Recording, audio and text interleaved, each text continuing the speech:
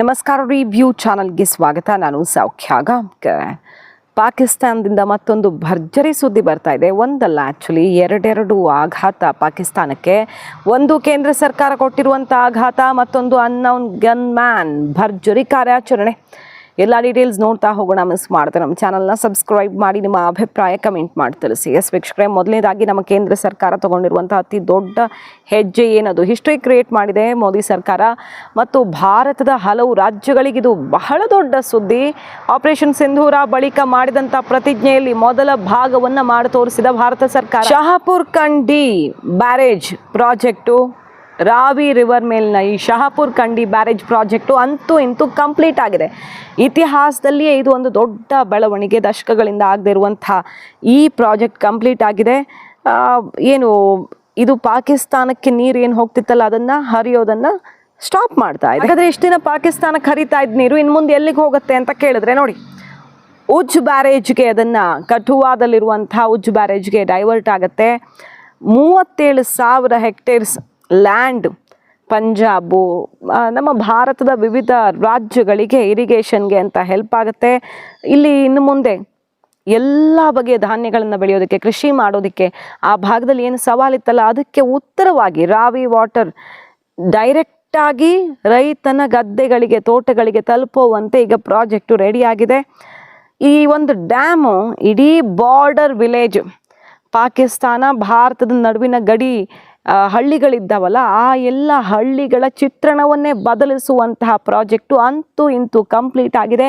ಇದು ಪಾಕಿಸ್ತಾನದ ಬೆವರಿಳಿಸುವ ಪ್ರಾಜೆಕ್ಟು, ಪಾಕಿಸ್ತಾನವನ್ನು ನರಕವಾಗಿಸುವ ಪ್ರಾಜೆಕ್ಟು. ಯಾವ ಬಾಂಬು, ಯಾವ ಮಿಸೈಲು, ಯಾವ ಕ್ಷಿಪಣಿಗಳು ಮಾಡೋದಕ್ಕಾಗದಂತಹ ಒಂದು ಇಂಪ್ಯಾಕ್ಟನ್ನು ಇದು ಪಾಕಿಸ್ತಾನದ ಮೇಲೆ ಮಾಡುತ್ತೆ. ಪಾಕಿಸ್ತಾನದ ಬಹುಪಾಲು ಪ್ರದೇಶ ಅಗ್ರಿಕಲ್ಚರು ಮತ್ತು ಫಿಶಿಂಗ್ ಇರಬಹುದು, ಅಲ್ಲಿನ ಕುಡಿಯೋ ನೀರಿನ ಪ್ರಾಜೆಕ್ಟ್ಗಳು ಎಲ್ಲ ನಂಬಿಕೊಂಡಿರೋದು ಇದೇ ನದಿ ನೀರನ್ನು. ರಾವಿ ಪ್ರಾಜೆಕ್ಟು ಈಗ ಅಂದರೆ ರಾವಿ ಮೇಲೆ ಬ್ಯಾರೇಜ್ ಪ್ರಾಜೆಕ್ಟ್ ಏನು ಕಂಪ್ಲೀಟ್ ಆಗಿದೆಯಲ್ಲ, ಇದು ಪಾಕಿಸ್ತಾನವನ್ನು ಕಂಪ್ಲೀಟಾಗಿ ಹಿಪ್ಪೆ ಮಾಡುವಂಥ ಒಂದು ಅತಿ ದೊಡ್ಡ ಹೆಜ್ಜೆ, ಅದು ಕೂಡ ಕಂಪ್ಲೀಟ್ ಆಗಿರೋದು. ಸೊ ಇದು ಇಡೀ ಭಾರತಕ್ಕೆ ಬಹಳ ಖುಷಿ ಕೊಡುವಂಥ ಸುದ್ದಿ. ಇಂತಹ 10 ಹೈಡ್ರೋ ಪವರ್ ಪ್ರಾಜೆಕ್ಟ್ಸು ನಡೀತಾ ಇವೆ. ಜಮ್ಮು ಕಾಶ್ಮೀರ ಸರ್ಕಾರ ಇದನ್ನು ಇನ್ನಷ್ಟು ವೇಗವಾಗಿಸ್ತಾ ಇದೆ ಕೇಂದ್ರ ಸರ್ಕಾರದ ನೆರವಿನಿಂದ. ಸೊ ಭಾರತ ಏನು ಪ್ರತಿಜ್ಞೆ ಮಾಡಿತ್ತಲ್ಲ ಅದು 1 ವರ್ಷ ಕಳೆಯೋದ್ರೊಳಗಡೆ ಆಲ್ಮೋಸ್ಟ್ ಕಂಪ್ಲೀಟ್ ಆಗ್ತಿದ್ದು. ಇನ್ನು 27, 28, 29 ಈ 3 ವರ್ಷಗಳ ಒಳಗಡೆ ಪಾಕಿಸ್ತಾನವನ್ನು ಕಂಪ್ಲೀಟ್ ಮರುಭೂಮಿ ಮಾಡೋದಕ್ಕೆ ಏನು ಬೇಕೋ ಅದನ್ನೆಲ್ಲ ಭಾರತ ಮಾಡುತ್ತೆ. ಶಪಥವನ್ನು ಗೆಲ್ಲಲಿದ್ದಾರೆ ಮತ್ತು ಆಲ್ರೆಡಿ ಗೆದ್ದಿದ್ದಾರೆ ಮೋದಿ. ಈ ಪ್ರಾಜೆಕ್ಟನ್ನು ನ್ಯಾಷನಲ್ ಪ್ರಾಜೆಕ್ಟ್ ಅಂತ ಕನ್ಸಿಡರ್ ಮಾಡಿ ಅತ್ಯಂತ ವೇಗವಾಗಿ ತ್ವರಿತಗತಿಯಲ್ಲಿ ಕೇಂದ್ರ ಸರ್ಕಾರ ಕಂಪ್ಲೀಟ್ ಮಾಡಿದೆ. ಜಮ್ಮು ಕಾಶ್ಮೀರಕ್ಕೆ ಮತ್ತು ಪಂಜಾಬ್ಗೆ ಇದರಿಂದ ಇರಿಗೇಷನ್ಗೆ, ನೀರಾವರಿ ಕೃಷಿ ಭೂಮಿಗಳಿಗೆ ಸಿಕ್ಕಾಪಟ್ಟೆ ದೊಡ್ಡ ಮಟ್ಟದಲ್ಲಿ ಸಿಗುತ್ತೆ. ಇನ್ನು ಮುಂದೆ 37,000 ಹೆಕ್ಟೇರ್ ನೀರಾವರಿಯನ್ನು ಒದಗಿಸುತ್ತೆ ಈ ಯೋಜನೆ ಮತ್ತು ವಿದ್ಯುತ್ ತಯಾರಿಗೂ ಕೂಡ ನೇರವಾಗಿ ಅನುಕೂಲ ಆಗುತ್ತೆ. ಇದು ರಂಜಿತ್ ಸಾಗರ್ ಡ್ಯಾಮ್ ಕನೆಕ್ಟ್ ಆಗುವಂಥದ್ದು. ಸೊ ರಾವಿ ಪ್ರಾಜೆಕ್ಟನ್ನು ಅತ್ಯಂತ ಯಶಸ್ವಿಯಾಗಿ ಭಾರತ ಈಗ ಈ ಒಂದು ಶಹಾಪುರ್ ಕಂಡಿಗೆ ಸಂಬಂಧಪಟ್ಟಂತೆ ಕಂಪ್ಲೀಟ್ ಮಾಡಿರೋದು ಇಡೀ ಭಾರತಕ್ಕೆ ಗುಡ್ ನ್ಯೂಸ್. ಇದು ಒಂದು ಕಡೆ ನೋಡಿ, ಇನ್ನೊಂದು ಅನ್ನೌನ್ ಗನ್ಮ್ಯಾನ್ ಅಟ್ಟಹಾಸ ಮುಂದುವರೆದಿದೆ ಪಾಕಿಸ್ತಾನದ ವಿರುದ್ಧ. ಈ ಸಲ ಬಿದ್ದಿರೋದು ಯಾರ ತಲೆ ಹಾಗಾದರೆ? ಲಷ್ಕರ್ ಎ ತೊಯ್ಬಾದ ಪ್ರಮುಖ ಕಮಾಂಡರ್, ಟಾಪ್ ಮೆಂಬರ್ಸಲ್ಲಿ ಒಬ್ಬನಾಗಿರುವಂತಹ ರೈಜಾನಿ, ಶುಖರ್ ಖಾನ್ ರೈಜಾನಿ ಅಂತ ಈತನ ಹೆಸರು. ಕ್ವೆಟಾ ಬಳಿ ಈತನ ಫಿನಿಶ್ ಮಾಡಲಾಗಿದೆ, ಬಲೂಚಿಸ್ತಾನ್ ಬಳಿ. ಒಂದು ದಿನ ಹಿಂದೆ ಈತ ಮರ್ಕಾಯಿ ಹಕ್ ಆ್ಯನಿವರ್ಸರಿ ಈವೆಂಟಲ್ಲಿ ಗುಡುಗಿ ಅಬ್ಬರಿಸಿ ಭಾರತದ ವಿರುದ್ಧ ಎಂತೆಂಥ ಚಟುವಟಿಕೆಗಳನ್ನು ಮಾಡೋದಕ್ಕೆ ಕರೆ ಕೊಟ್ಟು ಬಂದಿದ್ದ ಪಾಪ. ಈ ಹಫೀಜ್ ಟೀಮಲ್ಲಿ ಬಹಳ ಪ್ರಮುಖ ಚಟುವಟಿಕೆಗಳನ್ನು ಮಾಡೋದಕ್ಕೆ ಅಂತಲೇ ಇರುವ ಮಾಸ್ಟರ್ ಮೈಂಡ್ಗಳಲ್ಲಿ ಈತ ಕೂಡ ಒಬ್ಬ. ಈತ ಮಲ್ಟಿಪಲ್ ಟೆರರ್ ಅಟ್ಯಾಕ್ಸಲ್ಲಿ ಭಾರತಕ್ಕೆ ಸಂಬಂಧಪಟ್ಟಂತೆ ಇನ್ವಾಲ್ವ್ ಆಗಿದ್ದ. ಟೆರರಿಸ್ಟ್ಗಳು ಟ್ರೈನಿಂಗ್ ಆಪರೇಷನ್ ಸೆಂಟರ್ಗಳನ್ನು, ಹೈಟೆಕ್ ಸೆಂಟರ್ಗಳನ್ನು ರನ್ ಮಾಡ್ತಾ ಇದ್ದ ಈತ ಈಗ ಫಿನಿಶ್ ಆಗಿದ್ದಾನೆ. ಅನ್ನೌನ್ ಗನ್ ಮ್ಯಾನ್ಗಳು ಹೋಗಿ ಆತನ ಜಾಗಕ್ಕೆ ಹೋಗಿ ಫಿನಿಶ್ ಮಾಡಿ ಬಂದಿದ್ದಾರೆ. ಇದು ಈ 1 ತಿಂಗಳಲ್ಲಿ ನೋಡಿದ್ರೆ ಸುಮಾರು 6-7ನೇ ವಿಕೆಟು ಬ್ಯಾಕ್ ಟು ಬ್ಯಾಕ್ ತಲೆಗಳು ಉರುಳ್ತಾ ಇದ್ದಾವೆ. ದುರಂಧರ್ ಕಾರ್ಯಾಚರಣೆ ಮುಂದುವರಿತಾ ಇದೆ ಅನ್ನೋದನ್ನು ಗಮನಿಸಬಹುದು.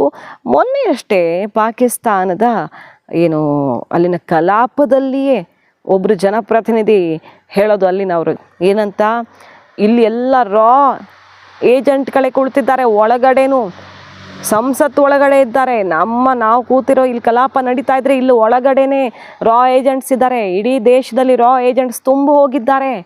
ಯಾರ್ಯಾರು ರಾ ಏಜೆಂಟ್ಗಳಿದ್ದಾರೆ ಪಾಕಿಸ್ತಾನದಲ್ಲಿ ಅಂತ ಹೇಳೋದಕ್ಕೆ ಸಾಧ್ಯ ಇಲ್ಲ. ನಮ್ಮ ದೇಶದಲ್ಲಿ ಬಹಳಷ್ಟು ಪ್ರಮುಖ ಸ್ಥಳಗಳಲ್ಲಿ ರಾ ಏಜೆಂಟ್ಗಳು ತುಂಬ ಹೋಗಿದ್ದಾರೆ ಅಂತೆಲ್ಲ ಅವರು ಬಾಯಿ ಬಡ್ಕೊಳ್ತಾರೆ. ಪಾಪ ಅವ್ರು ಹೇಳಿದ್ದು ಎಷ್ಟು ನಿಜನೋ, ಇದು ಕೋಇನ್ಸಿಡೆನ್ಸೋ ಇನ್ನೊಂದೋ ಹೇಗಾದರೂ ಸರಿ, ಪಾಕಿಸ್ತಾನದಲ್ಲಂತೂ ಯಾವಾಗ ಯಾರ ತಲೆ ಬೀಳುತ್ತೆ ಗೊತ್ತಾಗಲ್ಲ. ಯಾವ ಉಗ್ರನಿಗೂ ಅದು ಈಗ ಸ್ವರ್ಗವಾಗಿ ಉಳ್ಕೊಂಡಿಲ್ಲ ಅನ್ನೋದು ಮಾತ್ರ 100ಕ್ಕೆ 100ರಷ್ಟು ಸತ್ಯ.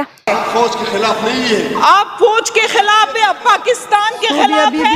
आप लोग राख के साथ दे रहे हो, आप अपनी फौज के साथ नहीं दे रहे हो। इस असेंबली के फ्लोर से राख के लिए इस्तेमाल कर रहे हो। सूबिया बीबी तहमुल से बात करें, तहमुल से बात करें, ये राख की बात ना करें। मैं आपकी बात को एक्सपेंड करती हूँ, नहीं राख की बात ना करें, आप एजेंडे पे बात करें और तहमुल से बात करें।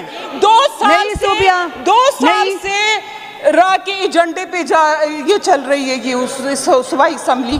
तो प्लीज अगर मैं आपके अल्फाज को एक्सपेंड करती हूँ सूबिया, आप तहमुल से बात करें, अपने फौज का साथ दें। हम अपने फौज के साथ हैं। आप जिस ನೋಡಿ, ಅದ್ರ ಮಧ್ಯೆ ಈ ಪಾಕಿಸ್ತಾನದಲ್ಲಿ ಆಪರೇಷನ್ ಸಿಂಧೂರದಲ್ಲಿ ಏನಾಗಿದೆ ಅನ್ನೋದನ್ನು ಪದೇ ಪದೇ ಆಗಾಗ ಬೇರೆ ಬೇರೆ ಮೂಲಗಳಿಂದ ನಾವು ಖಚಿತಪಡಿಸ್ಕೊಳ್ತಾನೆ ಇದ್ದೀವಿ. ಭಾರತದ ಟೆಕ್ನಾಲಜಿ ಹೆಂಗಿದೆ ಅಂದರೆ, ನಮ್ಮ ಎಂತೆಂಥ ಏರ್ಕ್ರಾಫ್ಟ್ಗಳನ್ನು ನಿಲ್ಲಿಸಿರುವ, ಅದನ್ನು ಸೇಫಾಗಿ ಯಾರೂ ಟಚ್ ಮಾಡಬಾರ್ದು ಅಂತ ಎಲ್ಲಿ ಪಾರ್ಕ್ ಮಾಡಲಾಗಿತ್ತು, ಎಲ್ಲಿ ಲ್ಯಾಂಡ್ ಮಾಡಲಾಗಿತ್ತು ಅಲ್ಲೇ ಬಂದು ಹೊಡೆದು ಹಾಕಿದ್ದಾರೆ. ಅಂತಹ ಟೆಕ್ನಾಲಜಿ ಭಾರತದ ಬಳಿ ಇದೆ. ನಮ್ಮ ಹತ್ರ ಅವರನ್ನು ಎದುರಿಸೋಕೆ ಸಾಧ್ಯವೇ ಇಲ್ಲ ಅಂತ ಬಾಯಿ ಬಡ್ಕೊಂಡಿರೋ ವಿಡಿಯೋ ಕೂಡ ಈಗ ಸಿಕ್ಕಾಪಟ್ಟೆ ವೈರಲ್ ಆಗ್ತಿದೆ. ಇನ್ನು ಪಾಕಿಸ್ತಾನ ಅಮೆರಿಕದ ಕೆಂಗಣ್ಣಿಗೂ ತುತ್ತಾಗಿದೆ. ಯಾಕಂದರೆ ಒಂದು ಸೀಕ್ರೆಟ್ ಈಗ ಬಹಿರಂಗವಾಗಿರೋದು, ಪಾಕಿಸ್ತಾನ ಅಮೆರಿಕ ಜೊತೆ ಸೇರ್ಕೊಂಡಿತ್ತಲ್ವ ಇರಾನ್ ಯುದ್ಧದ ಸಮಯದಲ್ಲಿ. ಪಾಕ್ ಮತ್ತು ಅಮೆರಿಕ ಇರಾನ್ ನಡುವೆ ಮಾತುಕತೆ ಅಂತೆ, ಇಲ್ಲಿ ಇಸ್ಲಾಮಾಬಾದಿಗೆ ಬಂದು ಸಂಧಾನ ಅಂತೆ, ಅಮೆರಿಕ ಜೊತೆಗೆ ಭರ್ಜರಿಯಾಗಿ ಕೈ ಜೋಡಿಸಿದಂತೆ ಕಂಡು ಬಂತಲ್ಲ. ಆದರೆ ಸೀಕ್ರೆಟಾಗಿ ಇರಾನ್ನ ಜೆಟ್ಗಳನ್ನು, ಯುದ್ಧ ವಿಮಾನಗಳನ್ನು ಲ್ಯಾಂಡ್ ಮಾಡೋದಕ್ಕೂ ಕೂಡ ಇವರು ಅವಕಾಶ ಮಾಡಿಕೊಟ್ಟಿದ್ದಾರೆ ಅನ್ನೋದು ಅಮೆರಿಕಕ್ಕೆ ಗೊತ್ತಾಗಿದೆ. ಈಗ ಇಂಥವರ ಮಧ್ಯಸ್ಥಿಕೆಯನ್ನು ಹೇಗೆ ನಂಬೋದು? ಪಾಕಿಸ್ತಾನ ಅಮೆರಿಕ ಏಜೆಂಟ್ ರೀತಿಯಲ್ಲಿ ವರ್ತಿಸುತ್ತೆ, ಆದರೆ ಸದ್ದಿಲ್ಲದೆ ನಮ್ಮ ಬೆನ್ನಿಗೆ ಚೂರಿ ಹಾಕೋಕ್ಕೂ ಅವ್ರು ಹೇಸಲ್ಲ. ಇರಾನ್ಗೆ ಅವರ ಆಪ್ರೇಷನ್ಗೂ ಇವರು ದಾರಿ ಮಾಡಿಕೊಟ್ಟಿದ್ದಾರೆ. ನಮಗೆ ಹೆಂಗೆ ಹೆಲ್ಪ್ ಮಾಡಿದಾರೋ ಇರಾನ್ ಹೊಡೆಯುತ್ತೆ ಅಂತ ಅವ್ರಿಗೂ ದಾರಿ ಮಾಡಿಕೊಟ್ಟಿದ್ದಾರೆ ಅನ್ನೋ ಸೀಕ್ರೆಟ್ ಈಗ ಅಮೆರಿಕಕ್ಕೆ ಗೊತ್ತಾಗಿ ಇಂತಹ ಮೋಸಗಾರರು, ವಂಚನೆಕೋರರು ಇನ್ನೊಬ್ಬರಿಲ್ಲ ಅಂತ ಈಗ ಮುಗಿಬಿದ್ದಿದ್ದಾರೆ. ಟ್ರಂಪ್ಗಿದು ಅತ್ಯಂತ ದೊಡ್ಡ ಶೇಮ್. ಅಮೆರಿಕದ ಇಂಟೆಲಿಜೆನ್ಸ್ಗೆ ಗೊತ್ತಾಗದೆ ಪಾಕಿಸ್ತಾನ ಎಂತೆಂಥ ಕೆಲಸ ಮಾಡಿದೆ. ಅಮೆರಿಕಕ್ಕೆ ನಾಚಿಕೆಗೇಡು ಇದು. ಈ ಪಾಕಿಸ್ತಾನ ನಂಬಿಕೊಂಡು ಇಸ್ಲಾಮಾಬಾದ್ ಲೆವೆಲ್ಗೆ ಕೆಳಗಿಳಿದು ಟ್ರಂಪ್ ಅಲ್ಲಿಗೆ ಬಂದು ಸಂಧಾನ ಮಾಡಿಸಿದ್ರಲ್ಲ, ಈಗ ಅತ್ಯಂತ ನಾಚಿಕೆಗೇಡಿನ ಸಂಗತಿ ಇದು ಗೊತ್ತಾಗ್ತಿದೆ. ನೋಡಿ, ಇರಾನ್ ಜೊತೆಗೆ ಕೈ ಜೋಡಿಸಿ ಈ ಕಡೆ ಅಮೆರಿಕ ಜೊತೆಗೂ ಆಟ ಆಡಿ ಎಂಥ ಕೆಲಸ ಮಾಡಿದೆ ಪಾಕಿಸ್ತಾನ ಅಂತ. ಪಾಕಿಸ್ತಾನ ಏನೇನು ಆಟ ಬೇಕಾದರೂ ಆಡಬಹುದು, ಅವ್ರಿಗೆ ಎಲ್ಲೆಲ್ಲಿಂದ ಯಾರ್ಯಾರ ಸಹಕಾರ ಸಿಗುತ್ತೆ ಯಾವಾಗ ಅಂತ ಹೇಳೋಕ್ಕಾಗಲ್ಲ. ಯಾಕಂದರೆ ಅವ್ರು ಇನ್ನೊಬ್ಬರನ್ನು ಹಾಳು ಮಾಡೋಕೆ ಏಜೆಂಟ್ಗಳಲ್ವ ಯಾವಾಗಲೂ. ಆದರೆ ಭಾರತ ಅಂತೂ ಪಾಕ್ ಮುಗಿಸೋದಕ್ಕೆ ಬೇಕಾದ ಬ್ರಹ್ಮಾಸ್ತ್ರವನ್ನು, ಈ ಜಲಾಸ್ತ್ರವನ್ನು ಎತ್ತಿದೆ. ಈಗ ಪಾಕಿಸ್ತಾನ ಯಾರಿಂದಲೂ ಕೂಡ ಇದನ್ನು ತಪ್ಪಿಸ್ಕೊಂಡು ಅವ್ರ ಜೊತೆ ಸೇರಿಕೊಂಡು ಆಟ ಆಡೋಕ್ಕೆ ಸಾಧ್ಯವಿಲ್ಲದಂಥ ಅಸ್ತ್ರ ಇದು ಅನ್ನೋದು ನೆನಪಿಟ್ಕೊಳ್ಬೇಕಾಗಿದೆ. ಸೊ ಅದಕ್ಕೇ ಪಾಕಿಸ್ತಾನಗೆ ವಿಶ್ವಸಂಸ್ಥೆ ಮೊರೆ ಹೋಗಿ ಭಾರತದಿಂದ ನಮ್ಮನ್ನು ರಕ್ಷಿಸಿ ವಾರ್ ಮಾಡ್ತಿದೆ ಭಾರತ ಅಂತೆಲ್ಲ ಗೋಳಾಡ್ತಿರೋದು. ಯಾರೂ ಮಧ್ಯಸ್ಥಿಕೆ ವಹಿಸುವ ಅವಕಾಶ ಇಲ್ಲಿ ಉಳ್ಕೊಂಡಿಲ್ಲ ಅನ್ನೋದೇ ಸತ್ಯ. ಮಾಹಿತಿ ಇಷ್ಟ ಆಗಿದ್ರೆ ಮಿಸ್ ಮಾಡದೆ ನಮ್ಮ ಚಾನಲ್ನ ಸಬ್ಸ್ಕ್ರೈಬ್ ಮಾಡಿ, ನಿಮ್ಮ ಅಭಿಪ್ರಾಯ ಕಮೆಂಟ್ ಮಾಡಿ ತಿಳಿಸಿ. Thank you.